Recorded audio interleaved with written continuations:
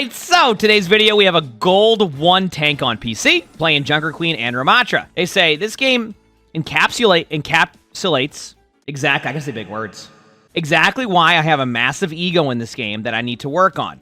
Every game I play in comp makes me feel like I am the best player on the team and constantly nitpick what my teammates do, which leads to me feeling like I need to do everything and I overextend. Don't worry, I don't flame them or anything, just get annoyed in my own head. I feel like I'm a very good tank despite my Overwatch ranking at my lowest role. It is at my lowest role. I had an 11 loss streak yesterday where I had the top stats of the team, usually with double the limbs of the rest of the team combined, and least deaths in every single game. I know stats aren't everything, but they certainly don't help deflate my ego. The entirety of this game felt like an uphill battle, and I wasn't very happy with my own performance. I admit I overextended and felt like I had to do way more than I actually needed to. I am a very aggressive tank despite which one I play, and it really shows in this game. Would love some feedback on how to improve my own gameplay when I feel like the rest of my team isn't on the same wavelength as I am. So this is essentially an ego VOD. I will say this, and I can give this advice right away. In your games, in your ranked games, absolutely they can be frustrating moments. But what I always say is I just try to focus on what I can control. If I'm in a solo queue situation, I can control how I'm going to play. If I spend the whole time, like, trying to micromanage what everybody else does, that becomes a problem. And on top of that, like, some of your teammates don't want to be, like, micromanaged with that type of stuff. Everybody has different play styles. Like, that's different. So, initially, I'm already just, giving the advice of, like, if you focus on what you can control in your ranked games, it will get a lot easier for you. Because that's what you can control. And this is in gold 1. Let's go smash some heads. Yeah, I guess that...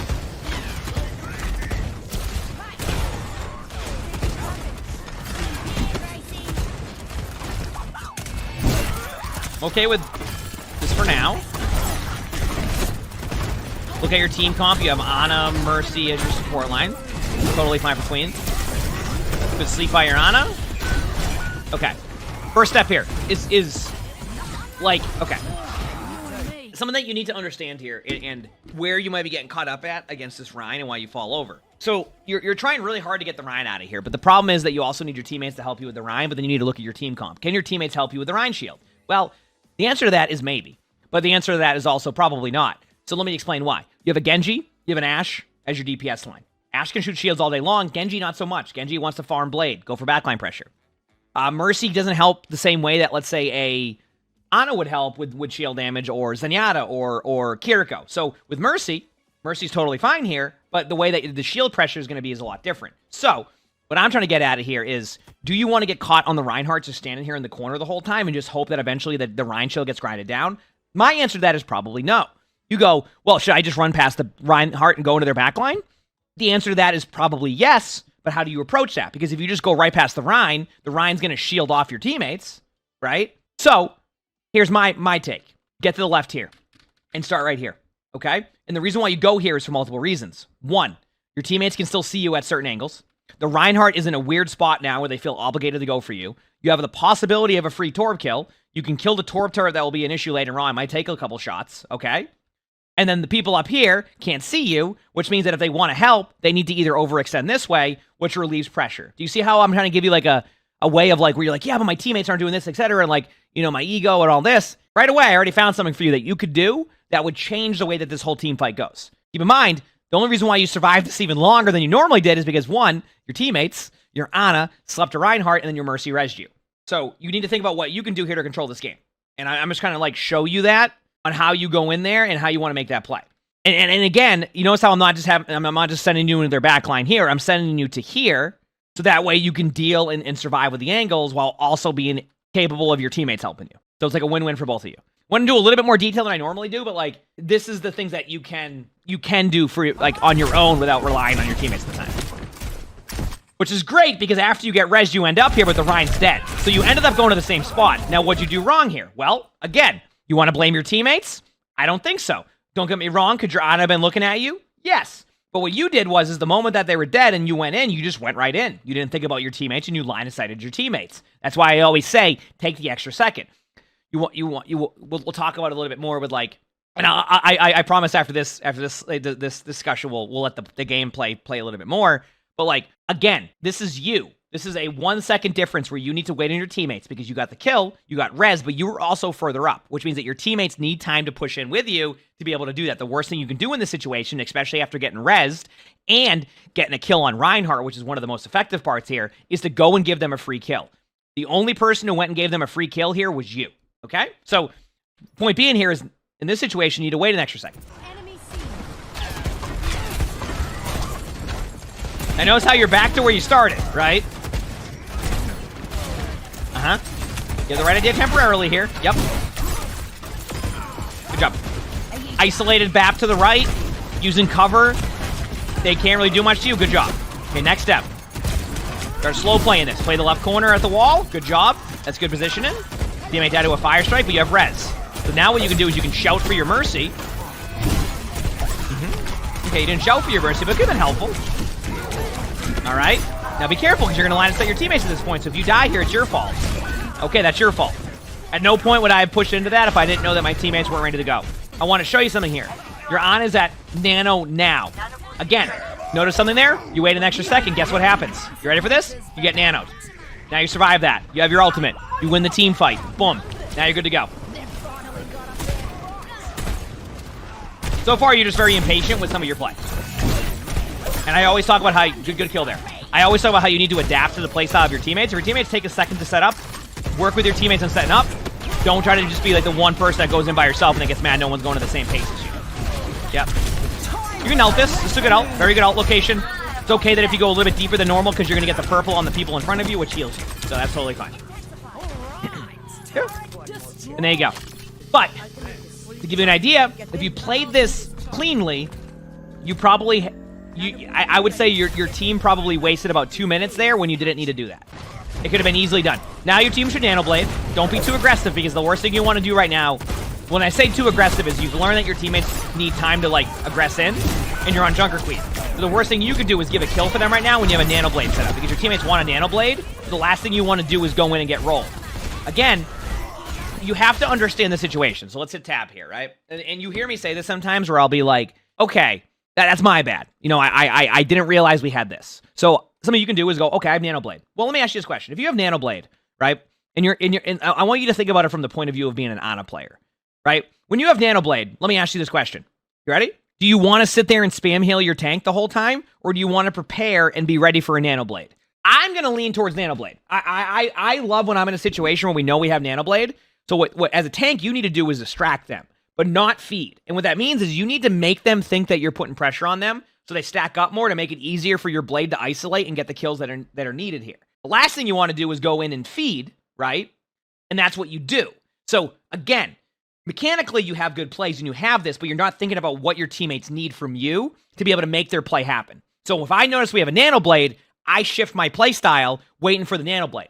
Every team's different. For example, if I'm going up against a sniper across the map, like a Widowmaker and a Sojourn, and they're just sitting there, you know, right, there's an Ashe here, I probably need to create that space to get to them. But I need to do that so that way when I do that space control, your teammates can now nano, and then they nano in, and the last thing they can worry about is that Nanoblade. This is what I'm trying to get at, where you need to, basically you just need to slow down a second.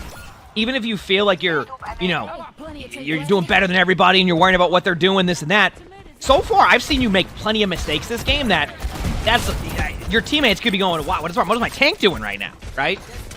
That should give you an idea on like what you can work on already. Slow it down a little bit.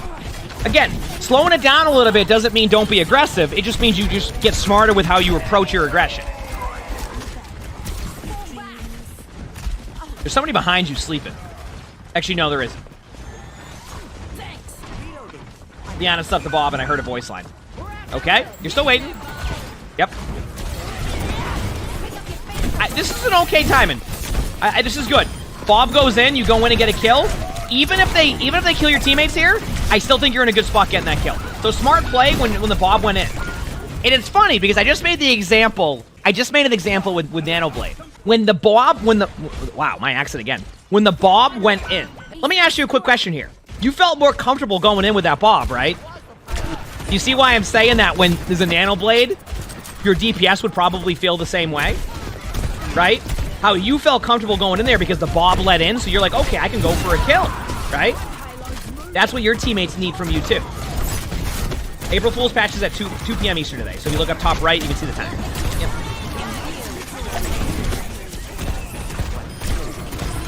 You can ult this if you get it, by the way. Absolutely can ult this if you want to. Do not ult now. Now you don't ult. So, there you go. Teammates ended up just not doing Nano Blade at all, so you have a Nano now.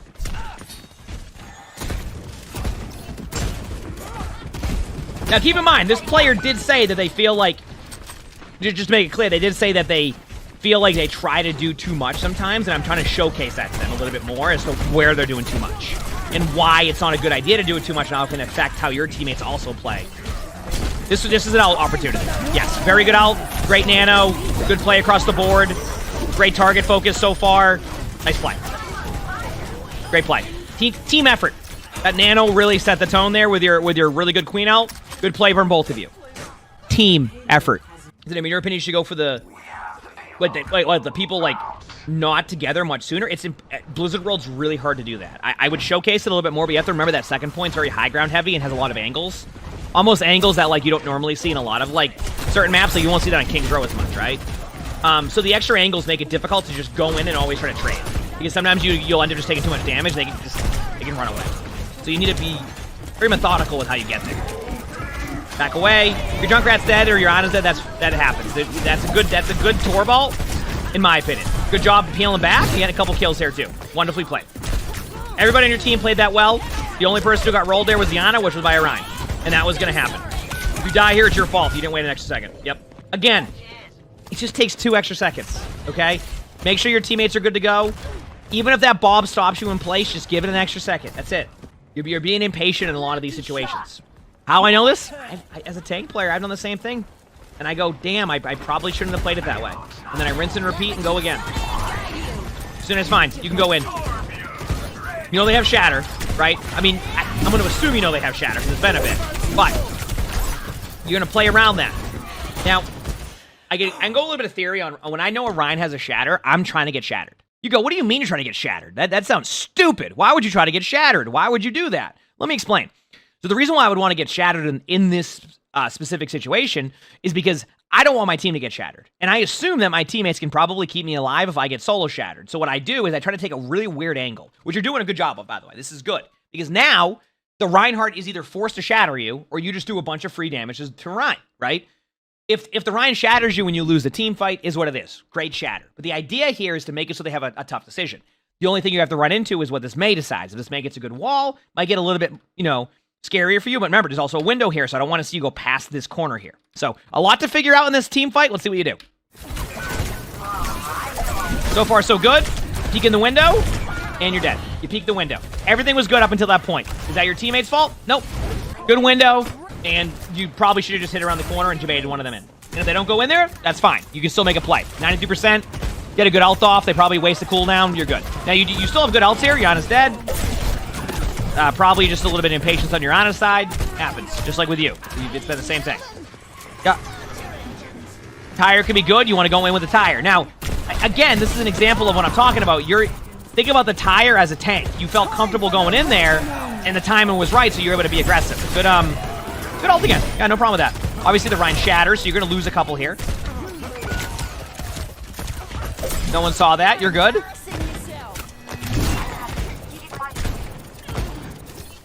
Free kill. Good job.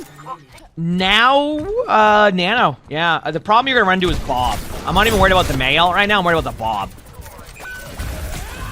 So you got to get this ult done quick. Or not this ult, this play. Too aggressive by you. You didn't... Nah, it doesn't matter, actually. It's the last team fight. Teammates died.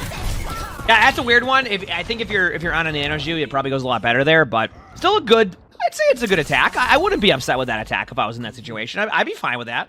But yeah, so far this has been just you get impatient. And you line of sight constantly, and you expect your teammates to play at the pace of you, but you don't have a team comp that can play at the pace of you. I don't see a Lucio, a Juno, a Kiriko in your team comp. I see a more static team comp that needs time to get to your spots. That's kind of what I was expecting. Okay, so now you're on Ramattra. Kiriko and Ana now on defense. Seems fine to me. I don't know why your Mei's up there to wall them off. That's an interesting play by your Mei, because that wall essentially does nothing. Unless you're trying to, like, wall off, like, a AoE damage, like a Vortex to go with it. Okay, you're playing up close. So let's see how this goes. All right, pop and shield to pop shield. You're doing the right play. This is correct. Yep.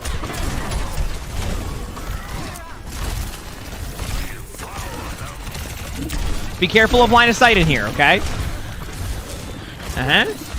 Taking a little bit too much damage there. Now wait, just wait. Yeah, if they push into you, fine. Just wait a second. Stop. Nope.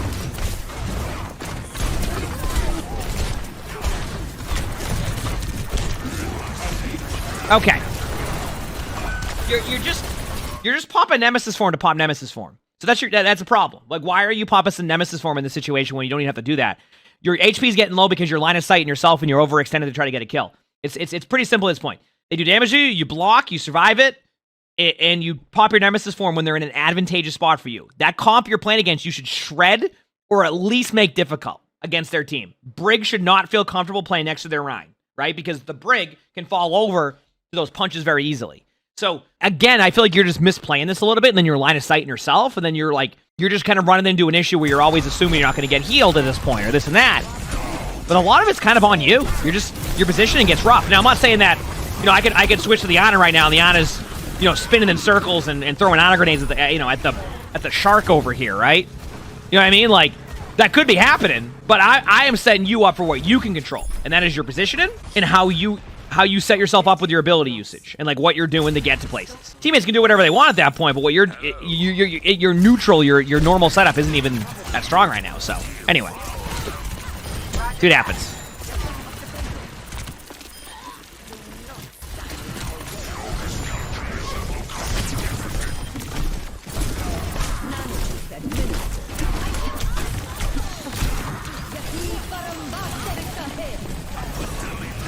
Nice. Good ult. You're down 3 at that point. I would recommend not ulting in that situation. Only thing I would say is a silver lining to that play is that you got Bob out. Yes, I would definitely block more too. Oh yeah. I got you. Yeah, no worries. That's why and the thing you were talking about how that was a part of like one of your major problems. So like, I'm showing you every area where like I think you're too worried about what your teammates are doing and not what you can do. So.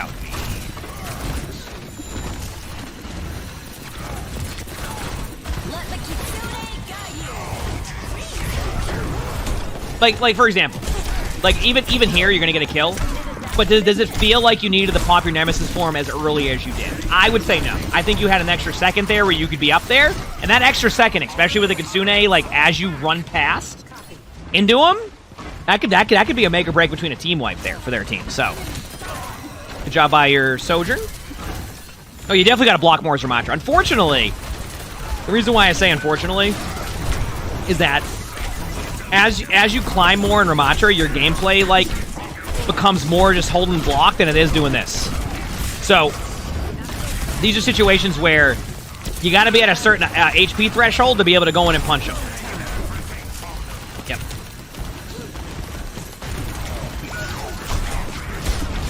Indecisiveness is going to get you killed there. Yep. You were indecisive. You didn't know if you should go for the Cassidy or for the Rhine. You chose the Rhine, but because you were indecisive, you also gave the Rhine an opportunity to like make a more reactive play or a proactive reactive play. You could say both, and you fell over because of it. Indecisiveness rolls me a lot in Overwatch, like where I'm just like, yep, should have just committed to the play and hope for the best. So there's really no. And if your question is like, should you have gone for the Cassidy there? Should you have gone for the Rhine? It's all hindsight, too. I don't know. I think it's more along the lines of you just need to be decisive in what you go for.